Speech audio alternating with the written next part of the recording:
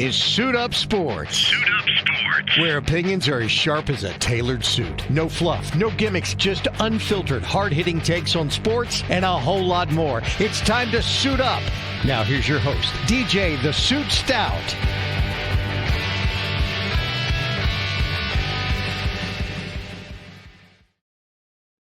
Welcome to Suit Up Sports. I'm DJ the Suit Stout, along with 10-year NFL vet Frank Garcia. Frank, how you doing, buddy? I'm doing good. Little weather outside today, but nothing that is going to keep us and prevent us from, having another great show here, and looking forward to it. Yeah, Charlotte's weather. We had beautiful weather, and now it's going to dip back down to cold and rain. Then it's going to be beautiful this weekend. Then Monday, Tuesday, we're going to get cold again, and then after that, hopefully it makes its mind up and stays hot, because boy, it's been nice these last couple days. I'll tell you what, it's 82 degrees yesterday, 83. Played golf the day before that, and I woke up this morning and didn't expect it to be pouring down like it is right now, but the pollen is starting to get very noticeable. And no doubt. If you know anything about living in the South, especially in Charlotte, I mean, when your cars start turning green, it's a welcome rain to every now and then, because it just stuffs me up. Yeah, it does, man. Well, the good news is, while we've got this rainy day here in Charlotte, we've got a bunch of great sports on. We've got the ACC tournament here locally. We've got the PGA Championship in golf. We've got a ton of Panther news that we want to catch up on. We've got World Baseball Classic, which I've really enjoyed watching. There's been some pretty good drama in that. So the Hornets have been and then the Hornets won the last two games after dropping two. Hornets two, that they might be down on a slide, and they've and those are two games they had to have, because they're two of the worst teams in basketball that are both tanking, and both teams gave us hell. We had to fight for them, but yeah, you're right. They Hornets both had big leads going into the second half, and I guess we could start there for now. But when you look at what the Hornets have done, in years past, DJ, with young players and expectations, this team hasn't had expectations in probably 10 or 15 years. It's been a while. And they didn't have any really to begin the season with. But as the season started to progress, and they won some games, and Melo was playing more, and Knipple started to shine and be a bright star in this league, and you look at what they're able to do, and the gelling that's taking place. They have expectations now, and they played their asses off the other night here against Miami, and that felt like a playoff atmosphere. And unfortunately, we got the short end of that. And then going to Phoenix was another little bit disappointment. I know that Booker is a scorer. That first game on the West Coast is probably a little bit more difficult, and then Sacramento and Portland, two games that they had to have. And, the point that I was going to make is that we've had expectations with they're supposed to win games. And in years past, those are the games that they've lost. Yeah. And they've maybe snuck a game that they weren't supposed to, but they did what they were supposed to do on the road, and the expectations they're set, which shows you, another step in the right direction. I think they're even 32-32. They're 34-33. They're got a game above 500. Yep, and they're in 10th spot, which is the last playing spot as of now. But they're only 2 games out of 8 and 3.5 out of 6. But the reason those 2 games are so important, the last 2 that they got W's, is because this weekend they play at San Antonio, and then they come home and play the Miami Heat again. So they've got 2 teams that are playing as well as anybody in the NBA. Bam Adebayo had 83 points, for God's sake, the other night. That was a disgrace. Even though he got it, congratulations to him. But to get it the way that he did it, it just seemed a little smarmy. Yeah, I would agree. I mean, they're fouling and calling timeouts. 42 or 43 of those points came from the free throw line. Give me a break. Well, the one thing I'll give him, I do think the last 6-7 minutes of the game. He's a dominant player. I'm not trying to take anything away from him. He's a great player. He is the one player and the one piece I feel like, if we really want to be a championship team, if we got a guy like that, oh my God, this team would be nuts. It would be damn near unstoppable. Yeah. I mean, with the outside shooting that they have, with the ability for LaMelo to break down the defense, and with him in the middle. I mean, him and Diabate is the only difference is that he can score. Yeah. They both are fit. That was a great matchup. And he just got, he's just a bigger guy, more athletic version of Diabate, plays just as hard. So I'm not trying to take anything away from him. It's just the way he got that record when, a guy. Well, they were calling timeouts at the end of the game. They were fouling. Kobe, listen, and I just didn't like the way it happened. Yeah. Right. good. Congratulations to him. Yeah, we like the guy. Yeah. Still, hey, look, Charlie guy. to still make 40 free throws is pretty damn impressive. Right. Six 3-pointers. So, like, he obviously did a lot of damn work. So I'll give him credit. I mean, I think he had 30 points in the first quarter. Yeah. So, I do give him credit, but I do think the way that the end of the game was a little swarmy. I would agree with you. Let's switch over to the Panthers because I've had several people reach out to me this week. When are you and Frank doing the show? When are you and Frank doing the show? The Panthers have taken the momentum that we had from making the playoffs and coming a minute and a half away from beating the Rams here at home and moving on to looking towards the draft in April. And then they did something that now, if you're a Panther fan, this week has just been like Christmas. Yeah. Because Dan Morgan and Tillis have went on a shopping spree that has really solidified this defense for sure, as well as some other needs that they signed some guys to 1-year deals. But let's jump in right away with Jalen Phillips. He was the number 1 defensive end or number 2 defensive end on the free agent market, probably behind Henderson. He's 6 years younger than Henderson. He's had 2 severe injuries early in his career. Last year, when he got to the Eagles and for the Dolphins last year, it was pretty much unstoppable. 73 pressures, and played in the same Vic Fangio's defense at Miami and then in Philadelphia, which is not too far off of the way that Evero likes to play here. So it's a perfect fit. And now we've got our young defensive end to go on the other side of Nick Scorton, which was a position. And just talking about that Rams playoff game, this Panther team just could not get pressure on the quarterback. And this dude, whether he gets the sack or not, 73 pressures is pretty damn impressive. More than, I think that's only 9 less than the team had. So you bring in Jalen Phillips, 4-year deal, $30 million a year. And then the guy that I wanted, and I know I was texting you and a couple of our buddies about it, and I didn't think we'd get him because I thought the Cowboys were going to probably go get him. But Devin Lloyd, the outstanding linebacker from Jacksonville, 5 interceptions last year. The dude can run. He's great in coverage. I think he's the 2nd or 3rd best linebacker in coverage. He can blitz. He's young. And so let's start with those 2 because those were 2 pieces that you and I said after the season. They've got to get a defensive end and they got to get a linebacker. And damn it, if he didn't go get the 2 of the best ones out there in the free agent market. Well, and that's obviously a step in the right direction, and why the NFL does it better than anybody else in the offseason with free agency is because, immediately we go to, okay, now we're a Super Bowl team. We got the 2 pieces that we needed and everything else is going to fall into place. Yeah. The turnover is still going to be there for the Panthers. The momentum, obviously is one of those things that they have to regenerate and recreate. But the good news is that they have players that have ability and are going to be pegged as starters on any team in this league. That's right. They're not going to be starters for the Panthers. They're going to be starters for every other team in the league. And that's something that we haven't had at those positions. The one thing that really hurt the Panthers against the Rams and some of the better teams, and you look at what the Saints are doing and the Falcons have done as well, and Tampa in this division, maybe they would be the one team that lost a little bit more with Mike Evans going out because he's been our biggest nemesis. But yep. When you look at the Panthers, the one thing they did a poor job of all year was getting sacks. Yeah. Third down stops. 3rd and long, they were having to play coverage and drop 3 and disguise blitzes and things like this. When you look at what the good teams in this league are able to do, they're able to do out of base defense, and they're able to get pressure with the front 4 guys. Yep. I still feel like they need some more depth, in particular on the interior. With pass rush, but this could help those guys because, when you look at what Derek Brown is able to do and the other D tackles that are going to rotate at these positions, if they can push the pocket and force the quarterback outside to one of these ends, they're going to be upfield and they can close. Yeah. And hopefully those almost sacks turn into sacks. I don't think it's going to be 73 of them, right? Obviously, but if you get a 10th of those, that's still 17 sacks. Right.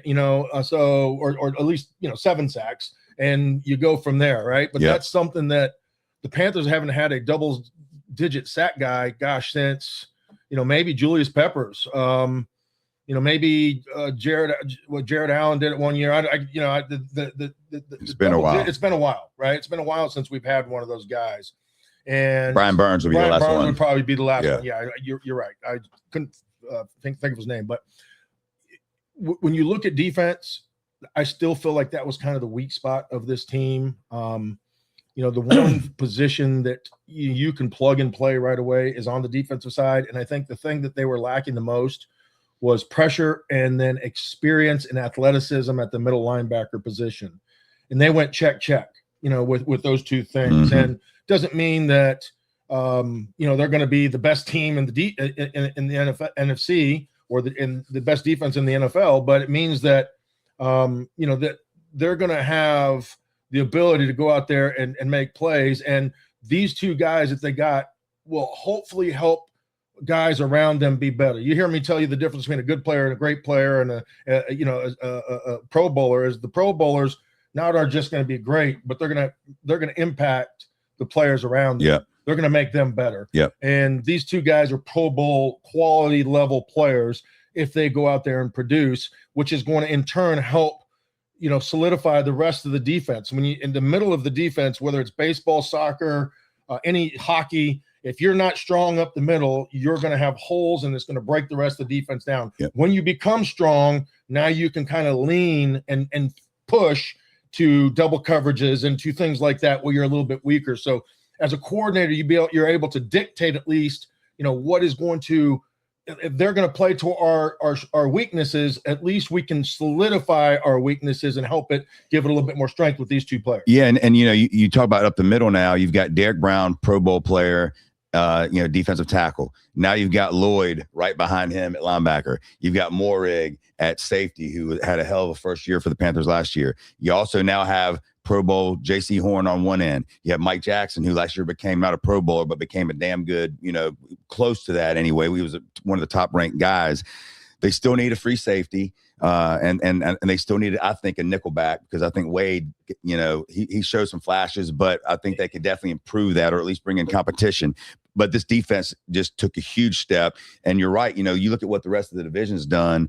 Tampa loses Mike Evans, which that's what gives us getting a good signing, because that dude owned us. It's a big loss. It's a big help and a big sigh of relief for every team in this division. No question. And then the Saints have been very busy. Now they've had some losses too. They've lost several good players, but they've also brought in some good ones. So, and they're a good young team already. Matter of fact, their odds to win the division are better than the Panthers right now. But that's before these signings. We also signed, we lost Cade Mays, our center, to Detroit. We bring in Luke Fortner, who was the center for the Saints last year. I think he started his career with Jacksonville. Obviously playing against him twice last year. Our coaching staff and scouting staff saw something they got him on a 1-year prove-it deal. So I still don't think they're done there. Yeah, he's more of a backup 6-man rotational guy that can plug and play if necessary, but he's not a long-term starter. But we didn't think Cade Mays was going to be either. True. We thought that was going to be a guy that, would be able to come in and give some relief, with the injuries if we had him. And obviously he was probably one of the biggest surprises and pleasant surprises on the offensive line last year, because when he was in there, he was moving guys off the ball, and he was benefited by going and signing a big deal. Well, and the Panthers also, a lot of guys forget, and I screw his name up, Semantic. I get his name wrong, but last year we signed this kid off of the Baltimore Ravens practice squad, and he center at Michigan State, was highly touted, broke his leg. Ravens got him, I think, either late in the draft or as a rookie free agent. But a lot of people like this kid. So the Panthers took him off their practice squad, let him recover, let him recuperate. So he's going to be fully healthy. He'll be competing for that job. And he's a guy that they like a lot. I also think in the draft, you're going to see them draft a center. I don't see how. I don't know if they'll draft a center as much as they would a tackle. Well, tackles for sure. And that's something that they need. If they're going to take a center, I say maybe later in the rounds. I think that's what you're kind of leaning. Yeah, later in the draft. Yeah, and you can get good centers late. When you say they're going to take a guy, I'm thinking first, second, third. No. I think if fourth, there's a guy, fifth. Well, there's a lot of good centers coming out too, and a lot of. I mean, the center from Indiana, Coogan, who I know you liked a lot. He's 100 years old, but yeah. But he's looking on every mock draft I've looked at, 5th, 6th round. So if you can get a guy like that you can put it right in there, he'd be a guy that you wouldn't hesitate putting in because the experience, right, the age, those things. The athleticism maybe not elite, but when it comes to handling nose guards one-on-one, if you can block those guys from Miami, you can block anybody, and he's That's one right. of those guys that was able to do that. So, and with the offense we run, and with Bryce Young, being 5'10", it's the Drew Brees model. You have to be very strong up the middle. That's where the pressure gets the shorter quarterback. So I'm sure they're not done at center yet. The draft, I'd be shocked if we don't see a center drafted. And then you mentioned the tackle position with Icky being hurt, not going to start the season. Neiman, his backup, who played well, retired yesterday. So they bring in Stone Forsythe, who I think was on the Raiders last year, but was in Seattle when Canales was there. This to me is just a body for camp, because he when you look at his stats, he was one of the worst. I think he gave up more pressures than any tackle in the league last year.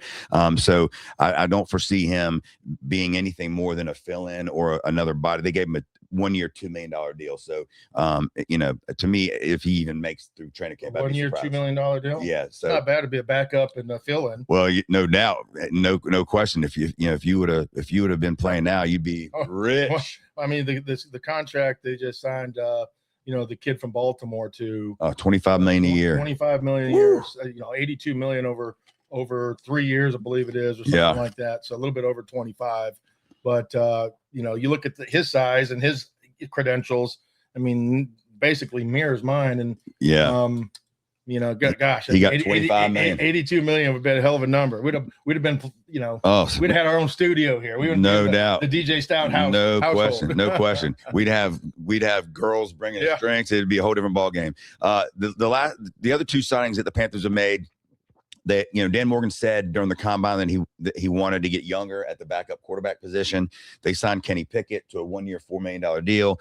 Pickett, if you remember, was a first round pick for the Steelers. He's been on 4 or 5 teams in the last 5 years. Bank of America, he does a hell of a job of that. Yeah, he does. He's had a slide. Keep going. He had a great game. He was at Pitt. Yep, no doubt. So again, 1 year, $4 million deal. They get younger. He's definitely more athletic than Andy Dalton. I think after seeing Dalton against Buffalo when he was atrocious, made the Panthers, realize that they had to get younger in that position. We'll still see what they do with Dalton, because I think he's owed $4 million this year. So they've talked about trading him, but we'll see what they do with him. And then yesterday they signed, and this is an interesting one, because I've always liked this kid. He shined a little bit when he got traded to the Jets last year. I think he had about 300 yards receiving and 3 touchdowns with no quarterback. But John Mechie from Alabama, who I think had over 1,000 yards, 8 touchdowns. He was with the Jets. Yeah. Yep, when he was with Bryce Young in Alabama. Not necessarily a speed burner, but a great route runner. Good hands. If you remember, he missed his first year because he had cancer, so he had to go through cancer treatment. So he's getting to that point of career now where it's make or break. Like I said, he showed some flashes with the Jets at the end of the year, so we'll see what happens with him. But I think that's a good low cost 1 year deal. Come in, prove it. You got your boy at quarterback. Let's see what happens. Adds to the depth of the receiver room. But I tell you this: when we get to the draft, I think, and this is what we said weeks ago. The Tillis Dan Morgan system has been fill your holes on defense the first year was offensive line through free agency, and then open yourself up to where you really can draft the best player available. And look, left tackle is going to be a huge need, because if you look at the defensive ends that the Panthers play next year, I mean, it's Cleveland, it's Baltimore. So there's 2 of the best. You don't build. Yeah, but the thing is, when you're talking about next year, they're not building for next year. They're building for the teams that they're going to play in the division every year. No doubt. But what I'm saying about that is you can't go into the season with Stone Forsythe as your left tackle against the teams that we're going to be playing. So my point is, now Morgan, before he filled these holes, you would be saying, man, with that 19th pick, we got to take the best defensive end, or we got to take the best middle linebacker. We got to fill those holes. Now those holes are taken. So now at 19th, if one of these good offensive tackles fall to you, you take them. If one of the receivers, there's a lot of mock drafts that have the kid from Arizona State Tyson falling to the Panthers. If he's there, you could take him. It just frees Morgan up to do a lot more than and take the best player available, as opposed to having to draft for need, which is where you get in trouble. Well, I tell you that, the couple of players that really came along last year that really helped this team, compete was Mike Jackson. And at the cornerback position. Yeah, he was great. He improved tremendously from where he was at the beginning of the season to being a confident, solid starter where he was making plays. Yep. At the end of the season. Trayvon Moore is a guy that they brought in. He probably a solid guy. Lathan Ransom is another guy. J.C. Horn has to stay healthy. Yep. But you're right. You need another guy at that nickel backer on the defensive side. But interiorly speaking, when you look at the nose tackles and the defensive ends, I think that they can really, use an upgrade there with a guy that's going to push the pocket on the defensive side. But you're going to have leaders. And the one thing that Dan Morgan was when he played, he was a tackling machine. You got to have that. You have to have a guy that can run. From Dan, to John Beeson, tackling machine, a guy that could run. Yep. To when the Panthers were good on defense, getting Luke Kuechly, Thomas Davis, tackling machine. Thomas Davis. They had those guys. Yeah. But they were cerebral, right? They were the quarterback of the defense. They put everybody in position. They were the play caller. And that's the one thing to me that is going to help this defense out more than anything is, Lloyd is a guy that has the experience, but he also can get to the ball sideline to sideline. He obviously can cover because I think he had a huge interception. He had a 99-yarder against Mahomes against Kansas City in the playoffs. So, the guy knows where to be on the field, and he also knows what other guys are supposed to be doing. So he's literally the quarterback of the defense. So if a guy's in the wrong shade, if he's lined up and he knows that's going to compromise the defense, he's going to be able to shift him, get him back. The studying and the film study that when you see a formation and these are the 3 or 4 plays that they run, he processes very well. So that's the one thing that I'm most happy about on the defense, because other guys are going to be able to step up and make plays. Offensively, the 2 positions and maybe even 3 positions I think right now that are the most vital to this team, in particular Bryce Young. You look at the guards, they're solid guys. Mm-hmm. You really solidify that with a good center. That's right. Right? If you draft one, or if you go out there and you get the guy in free agency. I know the guy from New Orleans, he's not that guy, but he's a guy that can at least be a solid guy. Solid guy. But Corbett, by the way, who's been our center for the last few years before Mace took his job, he's a free agent. Panthers still are talking to him if they could get him back on a cheap deal just for depth. They're going to get him back for depth, and they're probably he's testing the market to see if he can get another big deal. Him being hurt last year is not helping his chances whatsoever. Right. With that, so likely they could get him on a good deal because of that. 1 or 2 year deal, sign him back, and at least give you some depth on the interior of the 3 of the line with that position, but. Your tackle is not going to be really, in my opinion, unless he's a guy that just whiffs. You don't need a superstar left tackle. You have a really, really, really good right tackle, a Pro Bowl right tackle. If you put a guy over at left tackle, you can always mask how to help him. You can slide the line to them. You can put a tight end. You can chip a back. You're always able to double team. What's more important for Bryce Young, because of his size, is up the middle. Because if that pocket is collapsing, it becomes like towers over the top of him. If he has some depth where he can step up and see windows, then he's a different player. And that's where he has success. So to me, solidifying the interior of the offensive line is going to be maybe the most important thing. And on top of that, it gives you the point of contact. So if the Panthers like to run the ball downhill, north-south with Chuba or whatever guy it's going to be coming in to replace Dowdle, you're going to be able to at least get some contact, some impetus, with that push up front. But the one thing the Panthers have got to do, right? That I would say that's probably B. They have got to get a guy that stretches the field. No doubt. And I don't care. We've been saying this for 3 years now. I don't care if that's at the tight end position or if it's at the wide receiver position. Ted McMillan had a phenomenal year. He surpassed all of – I wasn't high on him. I didn't really necessarily like the pick. I didn't see the explosiveness. But the the consistency that he had week in and week out was tremendous, and he earned, to be offensive rookie of the year because of that. So he's only going to go up. He reminds me a lot of Puka Nacua, maybe not as physical, but when you throw the ball in his area, he's going to come away with it most often. He's not going to drop. He has great hands. He runs good routes, but he needs some help. And you bring in the guy that they had last year at that position that really stepped up was Coker. He's a big physical guy that can block in space. That is a guy that's not going to stretch the field. Yeah, they got a guy that's good for running the ball, but it doesn't help in the passing game. Well, tight end position, you look at that position in particular for me, right? If you're looking to attack the middle of the field to stretch it out so that those other two guys that I just mentioned can come across the middle to at least give some spacing, you have to have a slot or a tight end that can vertically burn. And that guy from Arizona is there if they decide to take Oregon. From Oregon. Sadiq. Sadiq he's most likely going to be there, but he's a guy that it's a big body guy in the 6'2", in the running game and ran a 4.3 in the running game. He can get on the second level and block corners and safeties, right? In the passing game, he can stretch the middle of the field. So you can, in essence, have a big body package out there with those three players, Tet, Coker, and Sadiq, when you're out there running the football, but it also gives you the vertical stretch to open up this team. And in my opinion, we said it last year with the kid that's at Indianapolis now from Penn State, the tight end there. We said it with him. We said it before that, with Brock Bowers, same type of guy.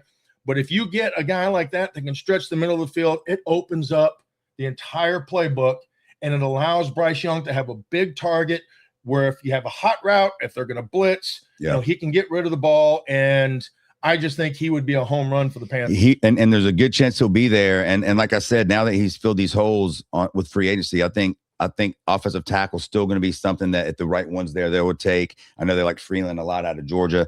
Tight end Sadiq would be a home run in my opinion. He's not as big as tight end score points. Offensive tackles make blocks. True, and well, the impact that this tight end can have is going to make difference in points and in red zone. And the way the game is changing, DJ, it's no longer about just moving the ball. The teams are going to give you the middle of the field to move the ball. They're going to play soft on you and let you run and execute. And hopefully you get a tip pass or offsides and you get behind the chains, but they're going to play the percentages. But when you get inside the 30-yard line or the 25-yard line into the red zone area, you got to have either a great running game that's going to be able to line up and knock guys off the ball, or you better have big guys or fast guys that can stretch the field and or go beat one-on-one matchups. Well, here's the thing, and I know the Panthers like their tight ends to be 6'4", 6'5", Sadiq 6'2", 6'3", but the dude's a burner, and and we don't have a pass catching receiver like that kid. If you're going to think about traditional tight ends, he doesn't fit that mold, right? But if you're going to think about pass catching tight ends that can stretch the field from the tight end position, that is able to do those things, he's going to be way better than any. If we want to run the football, we're going to put a tackle out there at tight end anyway. We're not going to put a tight end out there. We're going to put that's what the guys in the NFL have done. They've gone to an extra offensive lineman to run the ball, right? You put the other backup tight end on the other side, so at least you have a pass catching ability. But if you're going to go big, that's what you're doing. He is a guy that puts, if you're a coordinator, gosh, are they going to run? Or are they going to pass? I can move him out to the slot. I can motion him. I can do a lot of different things with that flex. He can almost be that H-back, very similar to what you've seen guys like Travis Kelce do. Guys, just sell it for the Niners. Guys that are going to be able to move and create mismatches with numbers and size. He's a guy that could be able to do that. You can put him on one side, defense shifts over there. You have this guy locked up on him. All of a sudden, he motions across, and there's a little bitty guy over here. He's one-on-one with the corner who's playing slot. That he's now 6'2", 250 that can run 4.3. That corner has no chance. Yeah. Well, here's the other thing too. The Panthers, there are still some good tight ends in the free agency. The Panthers have been connected to and have been I guess, made offers. One is Dallas Goedert from the Eagles, who would be a great addition, and the other one is Njoku, who's a freak and a beast from the Cleveland Browns. Injuries have been a problem with him, but both those guys, the Panthers, have been at least in the running. And Njoku is very similar to Sadiq, by the way. He's just bigger. He's taller. Right? Yep. He's 6'5", but the athleticism is 100% there, right? The consistency or those things would kind of scare me off if I'm a Panthers. But all of this is happening, right? All of this is, we're able to afford all of this. Number one, because Dan's done a great job. Number one, that's the number one reason. He's put a team that was way below average, historically bad, especially on the defensive side. And the short time that he's been here, the 2 or 3 years, he has a plan in place. And you can see that plan slowly developing into the pieces that he feels like are going to give this team the most success in this division to put out there. And that's defensive ends, that's middle linebackers, and that's, hard safeties that can run, can pass cover and play the run. He's done a good job of that. Yeah, he's got to get in Michael Jackson, the guy that you saw that we traded a 7th-round pick. Our scouting staff, got to give them credit for that, because there's a guy that you got for cheap, for nothing, that's come out there and played. And eventually what happens with those guys, they start playing themselves into bigger contracts on other teams, because you can't afford all those guys. Right. But he's done a really good job for the most part with, the backups and things like that in the draft. He hit a home run with Tet. But I think this is the year that he has to really go out there and find that home run hitter on the offensive side. And honestly, what's affording this is a guy like Bryce Young, because his contract's not a starter contract, a big time superstar contract. Yep. He's still under his rookie contract. So this is the time where you build and develop and make hay with that. Yeah. And hopefully it helps him evolve into being a consistent guy, because that's the one thing he has been. He's, for the most part, the ups and downs at the beginning of the season, but if you give him time and you let him go out there and analyze the field, and he's going to make good plays, he's going to make good decisions. Yeah, and I'll tell you this too: if they could sign Goddard or Njoku, that frees you up to go get a tackle. It frees you up exactly. Or if one of the good receivers fall to you, or I have not really studied the draft yet, but I've known the tight end is there, because that's the guy. I feel like that's the position that it can be the Swiss Army knife. For you, and you can do so many different things with that position if you have a guy that can run and a guy that can block and a guy that's going to be consistent and make. Well, the three receivers that are expected to go in the top 20. You got Carnell Tate from Ohio State, who everyone thinks will probably be the first one off the board, maybe as early as 5th to the Giants. You've got Lemon from USC, who everybody loves, and they've got him going probably before the Panthers. But then you've got the kid from Arizona State, who a lot of people think might be the best receiver in the draft. He can fly. He's tall. His brother's one of the best rookies in the NBA, so obviously an athletic family.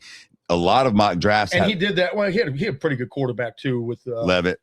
Yeah. But he's a guy that could be there. Sadiq could be there. But if you get the tight end checked off in free agency, that does open you up. And there's another guy that's a kind of a sleeper, and he's moving up the draft boards. Every mock draft I've seen now has him going to the Jets right before us.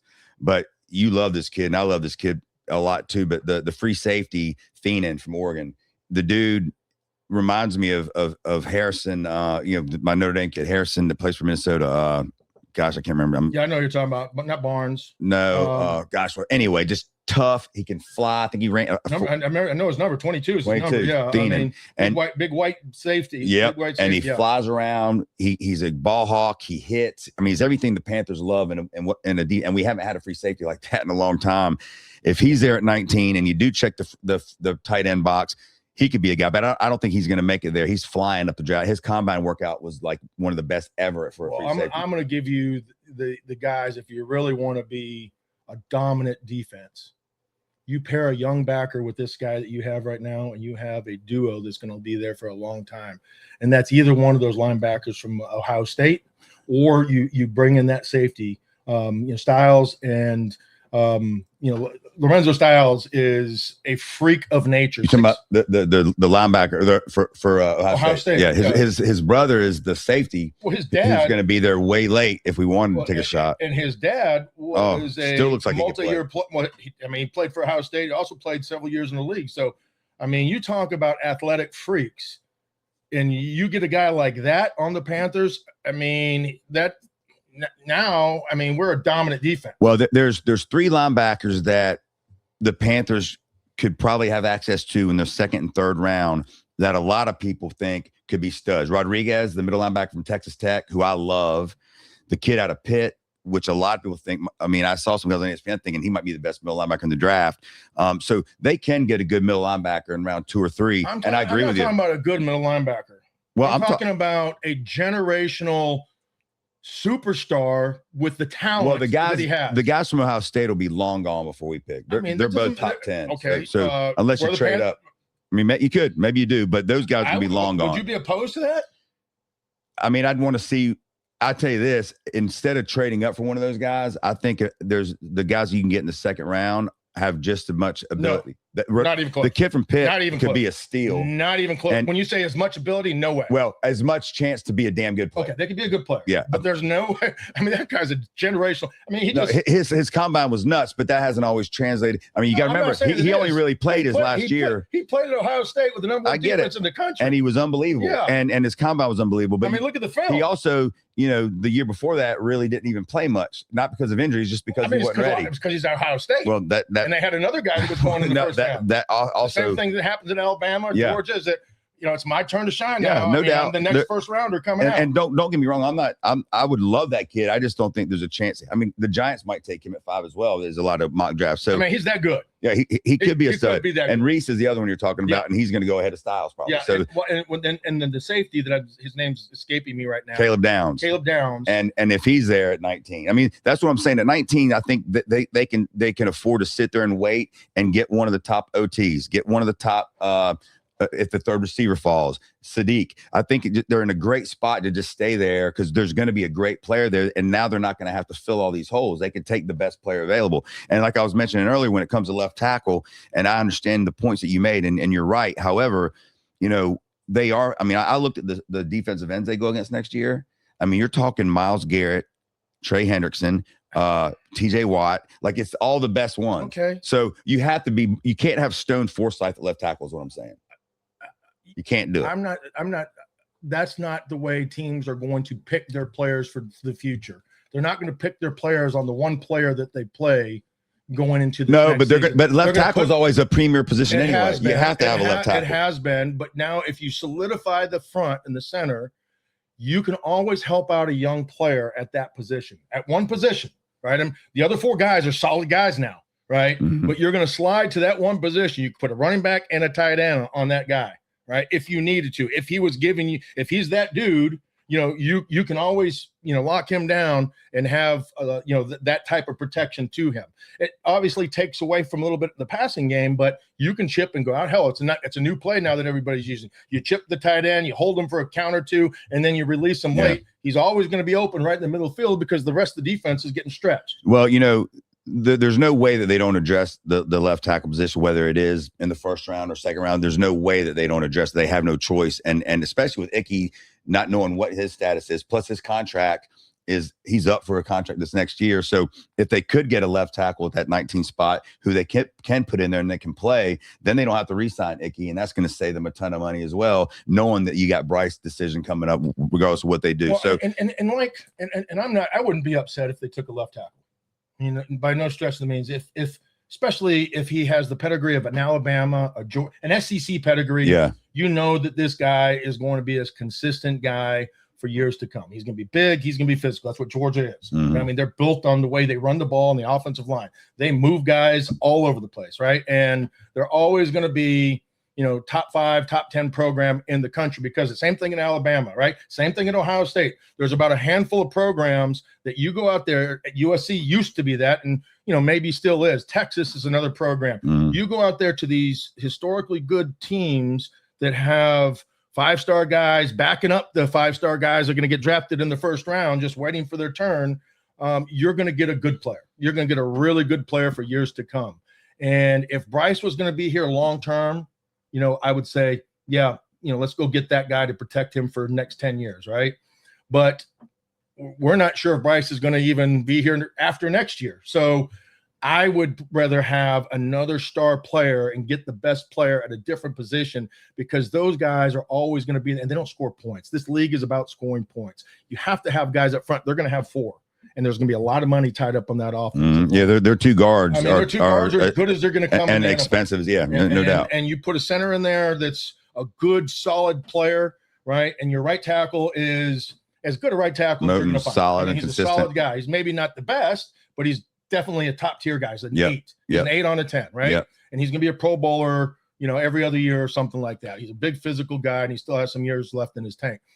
The one position that we have not talked about, and I know that you weren't high on Dowdle, and maybe the consistency of the longevity of what he was able to produce last year. I mean, he had 3 unbelievable games, and then he kind of went away. At the end of the season, there's no arguing that he wasn't nearly as productive as he was when the Panthers started to make their run, and they were putting teams on notice. Oh, he had 3 games that were unbelievable. I mean, it was as good as you're going to find, Yep. in the league, and defenses kind of adjusted to that, right? They started squeezing down, playing inside the box because there was no receivers to be able to stretch the field. So they started jamming guys and being physical with the big guys, and then being able to play off of that into the run game. You put a guy that can stretch the field, a running back that can go north and south. And I know this guy is on the roster, and I know he has all the potential in the world to be a really good player. Come on, James Brooks. James Brooks. James Brooks. James Brooks. I'm so excited about that kid if he's healthy. He's healthy. Yep. Because I mean, there's NASCARs, and then there's sprint cars. And guys are built differently, right? The bodies are built to take different types of blows. NASCARs last a long time. They can take the bumps and the bruises, and the paint falls off. You patch it up, and he's out there still playing it. And then there's the sprint cars. You get a little nick on that thing goes flying off the tracks, and he's out of the race, right? Which kind of guy is he, right? And that's going to be a big year to determine, is he a NASCAR or is he a sprint car? We hope that he becomes a NASCAR, but right now he's been a sprint car. And guys, I don't know why it is, just are injury prone. They get bruises in terms of the break. He tore ACL. He tore ACL at the end of his sophomore or junior season, I guess, at Texas. Then he tore it here in his first game playing, and his first 2 times getting the ball was magic. So is he a NASCAR or is he a sprint car? And that we'll find out. Like I said, right now they said, Dan Morgan said that he's looking great. Are you willing? But we'll see. You willing to say that we are good at that position? Because we also lost. I believe we lost ETN too. No, ETN we drafted last year, so okay, he'll be here, and he's gonna get a lot more snaps. You got Chuba, and then if Brooks comes back healthy, you're set. Now Chuba is our starting back. Yeah, right. There's no doubt about that. But he is a east-west runner. He's not a north-south guy. He doesn't have the patience and the to the hole and the speed through it. He has the speed, but everything he does is 100 miles an hour. So you need a guy that's going to have a little bit more patience to be able to read the block, set them up, and be able to hit those holes. And, that's something that a big back, could really bring, to the table for this team, especially in short yards. Yeah, I'll be surprised if they don't bring in either a veteran back or draft another running back in the draft. Brooks, though, they say is on target. He's looking great. And like I said, if he's healthy, he's a game changer. He has something that a lot of guys don't have. Now we'll see. I mean, he was the best running back in that draft. Hopefully he's healthy, but you're right. I think they add to it anyway. And you know what the crazy? Because when they signed Dowdle last year, we didn't really know why, because they didn't really need another running back, and they bring in Dowdle, and he won 3 games for him. So I think they will bring somebody in, a veteran that or draft one. Yeah, and hopefully you get a guy that is going to be able to go out there like the Gathers guy, from Pittsburgh. Gainwell. Excuse me. Who just signed with Tampa. With Tampa. I mean, nobody thought that he was going to become the player that he was. And, he earned himself a good, decent contract, because of that. There's guys out there, the guy that went to Georgia, several years ago who was hurt, was a great running back that is still out there, played for the Browns. His name is Chuba. Chubb. Nick Chubb. He's had 3 ACL or something. But he is a guy that doesn't need the blockers to get the extra 2 or 3 right yards. Short yardage. Right, short yardage. You put Chubb in there from here too. Yeah, I mean, and you bring a guy like that for goal line, for short yardages, for 3rd and 1, because you don't have a quarterback that can do that, right? And the best thing about this entire thing, we've sat here and talked about this, is the biggest concern to neither one of us, I don't think, has been Bryce Young. Right. Because going into last year, that was my biggest concern. Going into the year before, that was my biggest concern. Going into this year, I'm still concerned because I don't think he's a guy that's going to win you games, but he's also a guy that is not going to lose you games if you put pieces around him.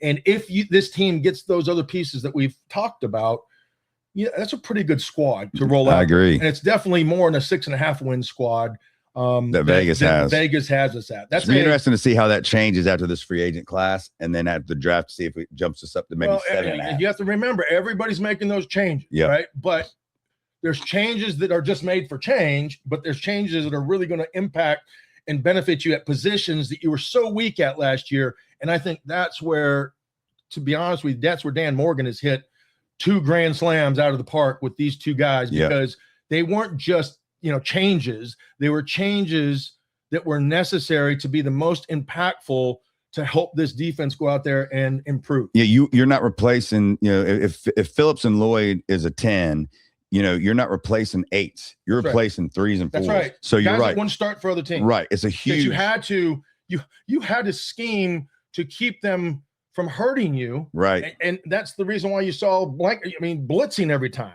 3rd and 15, he's blitzing. Most teams are going to have a linebacker that can at least have some awareness in space, read a quarterback's eyes, and maybe go pick off a pass.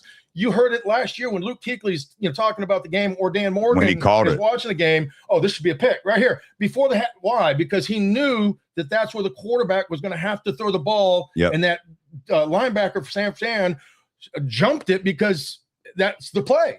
Let me before because I do want to finish talking a little college hoops. We got the ACC tournament here in Charlotte. Sunday is bracket day, so it was a great time to be here in Charlotte. But I do want to finish with one thing: the Panthers.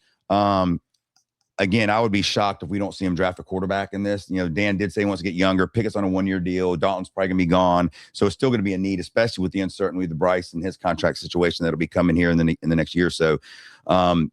There are some intriguing quarterbacks that will be available rounds 2, 3, 4, 5. And so I've been looking at a lot of these guys, and the one that I like the best, again, not, I'm talking round 2, 3, 4, 5. Drew Aller from Penn State, 6'5", big body, rocket arm, had the broken ankle, towards the end of the season this year. Hasn't been the most accurate at times, but you see a lot of talent. And if you can sit him on the bench for a year or 2. He was the guy that everybody was touting was going to be the best quarterback coming out. 2 years ago, they thought he'd be a first-round pick. This year, before he got hurt, all the prognosticators were talking about him as being the number 1 quarterback coming out, even over Manning because he wasn't eligible. Yeah, I think he'll probably go 2nd, 3rd round. Then you got a couple other guys. Now, Chambliss, the quarterback, which the Panthers said they do want a guy that can run. I think the kid's great, but he's also 5'10", so I don't see him going that direction. But the one guy, and I know you're not high on this guy, neither am I, but again, if you can get him in the system, he can sit for a year or 2. But that I see in a lot of mock drafts, and supposedly the Panthers like him, is Klubnik from Clemson. And he's got size. He can run. He's got a good arm. Klubnik, he's got skills. When you talk about the athleticism that he has, it's first round talent. Yeah, no doubt about it. When you look at his size, his numbers, can run. The measurables that you can look at and say, hey, this guy's his arm strength, all there. Everything is there. Yep. Now this is what I don't know, right? Because we don't know if he's not getting coached properly. Right, to see the field, to read the defenses, what his input, what his time that he's putting into the game at that position. Because not only at that position do you have to know what you do, DJ. You have to know what the offensive tackle is, what the protection is. You have to know what the motions are. You have to know what the count is. You have to know, down and distance. You have to know what the wide receiver does on this side. What the wide, you're in control of the entire thing. And it has to be second nature, right? To be able to do those things. It's why some quarterbacks struggle, to be honest with you. They're only able to think about, my play and, this one read that I have. And after that, I break down and I run. Yep. that's kind of what Manning has struggled with, because It takes time. It takes time for things to slow down. And it also takes a good coach to be able to sit there and, coach you on how to watch film. The biggest thing for me as a player coming out is we would go at Washington. They're only allowed to be there 20 hours. So the coaches were pretty strict about not being in those meeting rooms. Mm-hmm. I would be the guy running the meeting. I watched the ball. That's all. I didn't know what I was watching. I didn't know how to study, Right. how to read defense. You didn't learn that till the NFL. I didn't learn that until I had a coach in the NFL that sat down with us and we studied the film. We broke down every little thing of every little step that we take. And to me, he's one of the greatest coaches, and the game has ever seen, Jim McNally, because he taught you how to play the game, right? And there's coaches out there that will sit, Emmitt Smith, players out there that now are coaching that are able to communicate that to you as a player. And that's the one thing that I'm not sure if Klubnik just doesn't process very well, or if the game is going so fast and he can't, because that's just something that, why some point guards are better than others. They see the court, they know where everything's happening. And we also have seen great examples of quarterbacks. Just look at Sam Darnold, look at Baker Mayfield, look at Malik Willis, who just signed a big contract with Miami Dolphins, who it did take him time to figure it out, right? So if Cam Newton. Yeah, Cam was a good example of that, bud. Cam, people don't know this, but Ryan Khalil, if not for Ryan Khalil, Cam would have been lost a little bit on a lot of the protections initially. Yeah. Right. He turned him into understanding and seeing, and he was the eyes for Cam. So it took one thing off of his plate. Yeah. Right. So Cam, when he went out there, he knew he didn't have to think and process and see the disguise. Khalil was able to do that for him. So when it came down to the plays, he knew, here's my first read, here's my second read. It's not their run. Yeah. He was big, fast, and physical, so we all know he ran a lot, and that's why he became the MVP. And that's why one of the reasons the Raiders went out and spent all that money for the best center in the league is because they know that there's a good chance Mendoza is going to be their starting quarterback, and having a center that can do that for you definitely takes something off your plate. Same with Saturday. I mean, you can go on and on. Yeah. Down the list. I mean, quarterbacks and centers are synonymous for being able to see the same thing to help a quarterback take at least one thing off of their plate. So, as a player, okay, the blitz is coming from here, the blitz is coming from there. We may have a protection set here.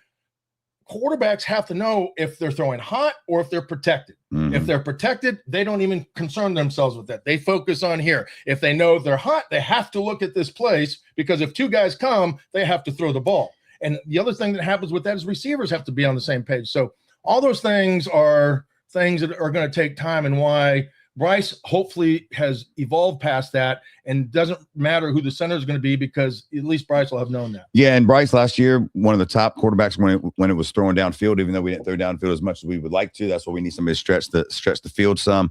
And going back to Klubnik, that's what we were talking about. Yeah, he's the guy that, I mean, you take him in the 4th round and he sits for a year or two. I mean, you see what happens. I mean, he's definitely got the talent. He's got the size. So it's worth risk. It's worth the risk because of the potential outcome that you might get if he's taught how to play the game and things slow down for him, that he could be one of those guys. Who was it? Like Sam Darnold.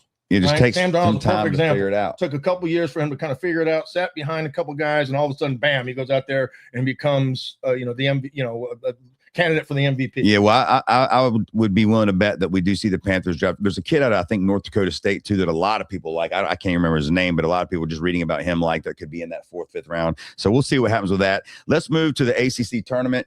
If you grew up in Charlotte or probably anywhere in the South, you eat your lunch in school. In elementary school, I went to Windsor Park Elementary, and or Hawthorne Junior High, or even when I went to West Charlotte High School, they did it. You'd sit there, and 1 o'clock would come or noon would come, and the teacher would roll in the TV, and you knew that, all right, no class today. We're sitting here, we're watching the ACC tournament, and it happened every year that I was in school, and on Thursdays and Fridays, and I was lucky enough to go to a lot of those with my dad, and a lot of the NCAA tournaments with my dads. I've taken my kids. We've taken our boys together to Greensboro for the ACC tournament, so it's always a fun time of year. I will say this. I love that it's here in Charlotte for the convenience of being able to just walk, go in our backyard and watch it. But it should have never, ever in a million years left Greensboro. Greensboro, there's just a different feel. It feels like, and it was, central proximity to North and South, teams from Miami, teams from Syracuse, from New York are going to be able to kind of meet in the middle. It's like the difference between, Duke indoor and, Chapel Hill, right? I mean, Chapel Hill is going to be a big venue. They're going to be able to fit a lot of people in there, but it doesn't give you that, that closeness and that vibe. Greensboro felt like a high school coliseum that everybody went to watch the state champion wrestlers or the state championship basketball game, and that's the place they went. Yeah, I don't disagree, but I do agree with you that the convenience and just having it in Charlotte's great for the city. I had an event downtown on Tuesday, and the people were already down there raising hell, and the games were obviously not even good, good teams at that point. But Duke comes in as the number 1 seed. They've win the conference this year. Cam Boozer is going to be the player of the year in the country. But they announced going into the tournament that Foster is out with a fracture in his foot, and he may be out permanently. And they announced that Gamba's not going to play in the ACC tournament. I think it's his back, but they say he'll be back for the big tournament. So I think Duke comes into this limping a little bit. And Gamba has been he's a huge piece racer for this team. And you look at the teams that the other teams that have been the top teams in the ACC, North Carolina, Clemson, Florida State, Miami, the teams that have, Louisville, right, that have given Duke a lot of trouble. It's when Gamba got in foul trouble, right? When he gets in foul trouble, this is not the same team. Nope. So, it forces them to play differently. I don't know if they have the backup athleticism that he brings, or at least the length. It's still a big team, but if not having him could definitely hurt their chances in the ACC tournament. No doubt. And, Jaylen Brown, who we both love, he was ACC Defensive Player of the Year this year. I guess maybe they slide him in, but he's not as big as him. So he's just going to have a tough time. That's the nice thing is that really, the teams that are in the ACC don't have that big physical center, like the kid from Miami that just scored 83. They don't have a guy like that. Yeah. And thankfully, because that would be where Ngamba would probably get in foul trouble, but you're going to need him when you're playing a team like Michigan, or playing a team like UConn or Arizona that have those big physical guys. Florida, down low, that are going to be able to, go out there and just crash the boards. Well, the good thing for at least for me is Duke does have a bunch of young talent on the bench, and now we're going to see who steps up. And mainly is the guy that you and I talk about a lot, which is Cam Boozer's brother, and highly recruited. Everybody says smart, great kid, great point guard, and Shire's taking his time with him. But now he's going to get thrown in the fire a little bit, at least during the ACC tournament, and then we'll see what happens with Foster. But, it'll be interesting for me to see, how he steps up. And then, when you do have the best player in the country in Cam Boozer, who can do it all, I still think Duke will be okay. But you're right. I mean, for the ACC tournament by itself, we'll see what happens. But Carolina comes in without Caleb Wilson. Obviously, that's a killer. Obviously, that's a bigger loss than any team. No doubt. He's one of the top players in the country. Top 3 players in the country, and was the biggest reason why Carolina was able to beat Duke at Carolina in that first game. Is he put those guys in foul trouble. He put Boozer in foul trouble. He put Ngamba in foul trouble because of his ability to get to his spot down low, and they also take them off the drive. Not having him is going to be a huge loss for Carolina, and it just, Hubert Davis has these guys at the end of the season playing hard, playing physical, but they're just not the same team. They're right. Not the same team if Duke lost Boozer, or you're right. When you lose a guy that's that good, it's a killer. But I think what the injuries to Duke and Carolina do is open the door for Virginia, because first of all, Virginia is really good. Second of all, they're coming in healthy, so they're already locked in the tournament. They'll be a top 4 seed, but you win the tournament, then maybe. Are you concerned about the ACC? I know for bragging rights, we want to see our teams win and do well. I think there's certain programs that you just kind of, that's just the precursor. That's the preseason for the NFL. That's the regular season for the playoffs. The playoffs start in another 2 weeks, right? When the final, when it gets to, the tournament, the rounds of 65, and the March Madness starts, where you have the upsets. I want them to win the ACC, but I'm not concerned if they lose to Virginia by 2 or 3 or Clemson in the final. I'm not either. And here's even Carolina, you know, they play Clemson. I don't want them to lose to Carolina ever, but that's what I was going to say. Normally, if both teams are healthy, you want to win the ACC tournament. Now, knowing that both teams aren't healthy, I think both teams fans go, you know what? I want to win it, and I certainly don't want to lose to Duke or Carolina. However, if we don't win it, we're still going to be in the NCAA tournament, and we'll fight another day. But I agree with you. But for Virginia, like I said, they're already in the tournament, but I think this opens a door for them maybe to get an ACC title, which, you know, that hasn't happened a whole lot. Well, and here's the point that you're making, you know, with Caden Boozer, you know, coming in and getting some minutes, right? It gives you some flexibility. So if other players get into foul trouble, you might sustain an injury, you know, whatever it might be, to be able to go out there and have another guy that you're at least used to and you have some confidence with. And I don't think he is a bad player by any stretch of the imagination. I think he's a very good player. He's just not elite, right? And when we start talking about first-round talent, the reason why you and I got in a debate at the beginning of the year, you know, I think was that he was going to be a first-rounder. I said he doesn't have that jump off the page type of athleticism, but he also does everything really, really well. So, you know, there's a place for guys like that. Well, it reminds me, though, if you remember last year, Foster didn't do much during the season. And then around this time is when he kind of really came into his own, and then he became a factor. So I don't know if Boozer's going to do that, but I do know that Shire has been afforded the opportunity and the ability to rest, or not to rest him, but to bring him along slowly. And now he's going to get thrown in the fire. So we're going to see if he has that ability to step up. He's going to have to. You know, and the funny thing is, a lot of times, like last year's a great example of this. A lot of times when you have a star player or a really good player, you're not able to really see what the other players are able to do when you give them the spotlight. I'll give you a perfect example. We knew Knipple was pretty good, right? But last year's team wasn't his team. Right. It was Cooper Flagg's team. Yeah. Right. We didn't think he was as good as he is. Right. By any stretch of the imagination. There's only one basketball. So the guys whose team it is going to get the lion's share of the touches. Now that you don't have, you know, that main lion here with Caleb, you know, Foster, you have another opportunity for another guy to maybe shine and show you that, hey, I'm just as good as that guy. I just needed my chance. Yeah. Right. And I hope for Duke that's the case. Because they're going to need to have it, especially if Foster's out for the tournament. They have to have him step up. I'm going to give you the guy that I think could be the John Shire for this Duke team and be a guy that really starts lifting his game. You remember when Duke was able to win with him as the point guard or the off guard? They had some other really good players. He was kind of just a guy that was off, you know, doing his thing, a good, solid player, kind of like Knipple was last year. But when they went to him in key situations, he was able to go out there and step up and make plays and hit shots and take over games. Sarr for the Blue Devils, to me, could be that guy in this tournament because he's one of those guys that, you know, a guy goes down, here comes Sarr, and he has stepped up to a point where he can take over a game. Listen, he was a top recruit.